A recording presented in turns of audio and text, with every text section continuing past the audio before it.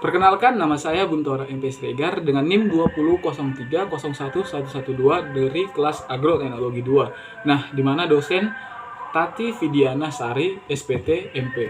Nah, di sini saya akan menjelaskan tentang 5 jenis unggas unggulan yang berasal dari Indonesia, yaitu ayam kedu. Ayam kedu ini adalah ayam yang berasal dari Jawa Tengah, Indonesia. Nah, ciri-ciri dari ayam kedu memiliki warna yang hitam pada bulunya, kakinya, serta jenggernya. Lalu produk ayam kedu ini merupakan salah satu ayam petelur dengan penghasil 20-30 butir per harinya dengan masa petelurnya. Lalu ayam kedu ini memiliki bobot yang mencapai 1-3 kg untuk jantan, untuk betinanya hanya mencapai 2 kg. Lalu ukuran telurnya itu ada 50-60 gram per butir. Nah, untuk selanjutnya saya akan membahas tentang ayam gaok. Nah, ayam gaok ini berasal dari Madura, tepatnya di Pulau Puteran. Nah, ayam gaok ini memiliki ciri-ciri yang khas dengan kokokannya. Nah, selain kokokannya, tubuhnya ini juga besar dan berwarna kemerahan dan warna putih pada kakinya. Lalu bobotnya ini mencapai 4 kg dan lingkar dadanya 42-45 cm. Nah, saya selanjutnya itik Tegal. Itik Tegal ini merupakan itik yang berasal dari Tegal. Nah, ciri-cirinya ini badannya seperti berbentuk botol, lalu memiliki telur 200-250 butir per tahunnya. Bobotnya ini mencapai 1,5-2 kg. Nah, lanjut ayam ketawa. Ayam ketawa ini berasal dari Kabupaten Sigrap, Sulawesi Selatan, dan memiliki ciri-ciri kokokan ayam yang khas dengan seperti orang yang ketawa. Nah, bobot dewasanya ini mencapai 4-6 kg. Warnanya ini, warna bulunya memiliki pencampuran antara warna merah, hitam, dan juga hijau pada bulu ekornya. Nah, selanjutnya itu ada ayam merawang. Ayam merawang ini berasal dari Bangka Belitung. Ciri-cirinya ini memiliki daya netas telur 89%. Nah, selanjutnya ini ada warnanya kecoklatan, coklat kemerahan. Lalu badannya besar, lalu ekornya kakinya pendek. Nah, selanjutnya itu saya akan membahas 5 jenis sapi, kambing, serta lembu. Nah, yang pertama saya akan membahas tentang sapi jebres. Sapi jebres ini berasal dari Kabupaten Brebes, Jawa Timur. Nah, ciri-cirinya ini memiliki bobot yang mencapai 350-400 untuk yang jantan. Lalu untuk yang betinanya ini 250 kg sampai 300 kg. Nah, yang membedakan sapi jantan dan sapi betina itu pada tanduknya. Kalau dia tanduknya ke atas itu jantan, kalau ke bawah itu betina. Nah, kesuburan induknya ini 82-85%. Lalu ada sapi Sumbawa yang berasal dari NTB. Nah, ciri-cirinya ini bobot mencapai 350-450 kg untuk yang jantan, sementara untuk yang betina 200-350 kg untuk betina. Nah, sapi Sumbawa ini memiliki penghasil susu yang cukup baik, yaitu mencapai 2-4 liter per harinya. Nah, lalu ia memiliki tanduk pada betinanya. Tingkat kesuburannya ini mencapai 90%. Nah, selanjutnya itu ada sapi Aceh. Sapi Aceh ini berasal dari Provinsi Aceh, di mana ciri-cirinya ini memiliki bobot 320-400 kg untuk yang jantan. Nah, untuk yang betinanya 200-300 kg untuk betina. Nah, warnanya ini warna kecoklatan, namun pada kakinya ini terdapat warna putih. Lalu tingkat kesuburan pada sapi ini mencapai 80-85%. Nah, terdapat benjolan pada sapi ini. Nah, lalu ada kambing Senduro. Kambing Senduro ini berasal dari daerah Jawa Timur. Merupakan sapi yang peranakan dari Etawa.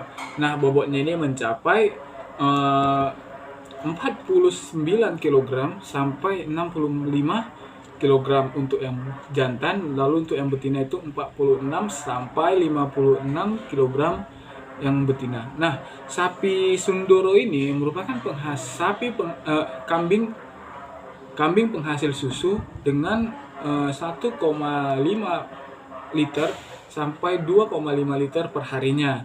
Nah, selanjutnya itu ada eh, perbedaan antara domba dengan kambing. Nah, ini dia yang serunya. Apa sih yang membedakan domba dengan kambing? Pertama kita bahas dari segi taksonominya. Dari segi genus, kambing dan domba itu berbeda, yaitu kalau dia kambing itu genusnya Capra agracus hircus. Nah, lalu domba ini memiliki genus Ovis aries. Nah, dari segi bulu, domba memiliki bulu yang lebih lebat, bahkan lebih banyak dari kambing. Sementara kambing ini hanya sedikit saja memiliki bulu. Lalu dari segi perilaku, kambing lebih aktif serta lebih mandiri dalam mencari makan, dalam kehidupannya gitulah. Nah, lalu kalau domba ini memang benar-benar harus dipandu oleh gembala, karena domba ini tidak bisa asal-asal memakan rumput. Dia harus memakan rumput yang khusus gitu. Nah, dari segi bau, kambing itu lebih bau daripada domba. Lalu dari penghasil susu, dari yang dihasilkan jelas berbeda, yaitu domba menghasilkan wool dari bulu-bulunya yang banyak, serta kambing itu sebagian besar kambing itu bisa sebagai pedaging serta sebagai penghasil susu juga. Nah, selanjutnya saya akan menjelaskan tentang faktor-faktor dari iklim mikro dan makro pada peternak ruminansia serta unggas. Nah, itu ada faktor kelembapan, di mana kondisi kandang itu tidak boleh dalam keadaan lembab, karena bisa menimbulkan hewan itu stres, serta kandang juga bisa bau. Nah, lalu faktor lainnya itu ada suhu udara. Suhu udara itu salah satu faktor yang penting, yaitu dalam kandang peternakan itu harus memiliki sirkulasi udara yang baik agar tidak pengap dan juga tidak panas, yang menghasilkan ayam itu bisa kurang sehat gitu. Nah, selanjutnya itu ada radiasi matahari. Kondisi kandang juga harus diperhitungkan dengan datangnya radiasi matahari ataupun sinar matahari, karena hewan itu sangat membutuhkan sinar matahari untuk selalu menghangatkan tubuhnya. Lalu itu tentang pembentukan dari slok aliran air pada kandang itu harus baik untuk mencegah jika datang hujan deras tidak banjir. Nah, selanjutnya saya akan mencoba menggambar sistem pencernaan dari ayam ataupun unggas.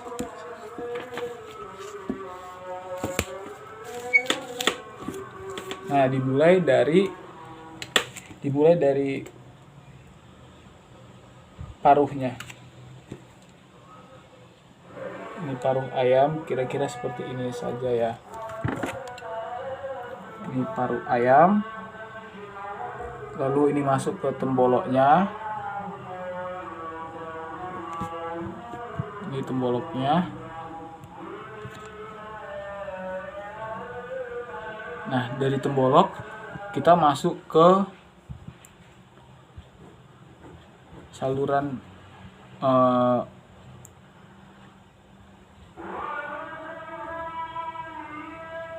lalu di sini ada hatinya. Nah, di sini masuk kita ke pencernaan usus kecil.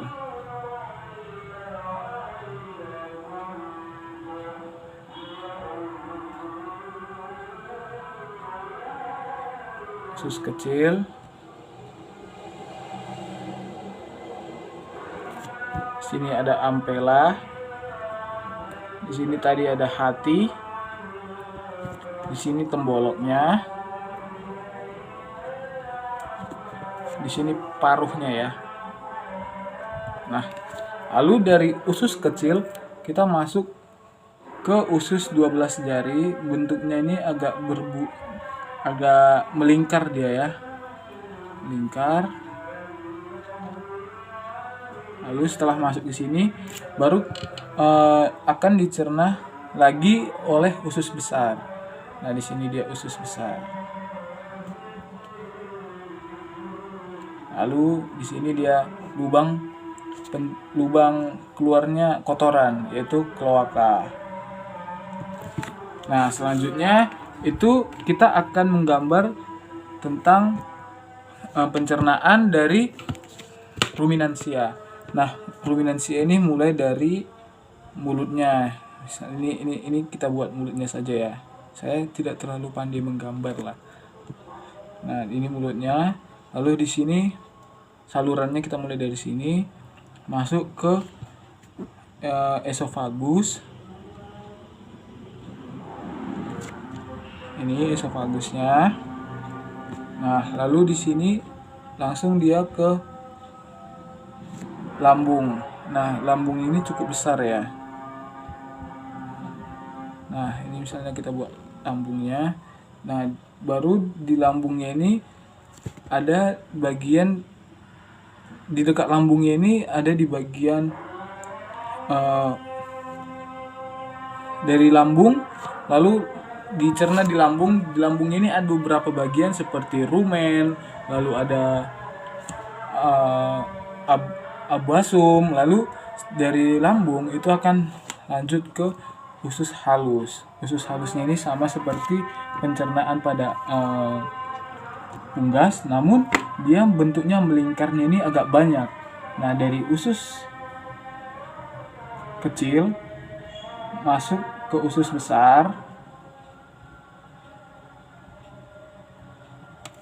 lalu dia setelah dari usus besar masuklah dia ke kloaka lagi ataupun anus. Nah, oke. Jadi walaupun tidak seperti ini, namun saya sudah menjelaskan bagaimana urutan dari sistem pencernaannya. Jikalau ada kesalahan, saya mohon maaf. Demikianlah hasil video saya ucapkan terima kasih.